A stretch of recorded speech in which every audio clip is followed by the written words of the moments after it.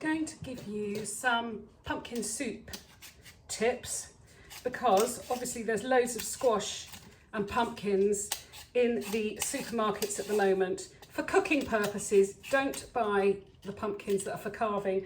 Ideally, these pumpkins with the sort of the green coloured skin are really tasty. Pumpkin is a very delicate vegetable, and it's about 80% water. It's a lot of water.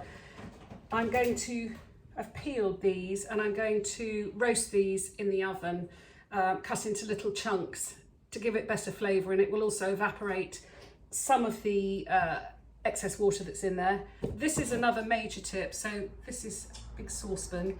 In here I've got the hairy bits and the seeds, and I am peeling, putting my peel in here, and then I will add my stock to this because that will give it an extra pumpkin kick.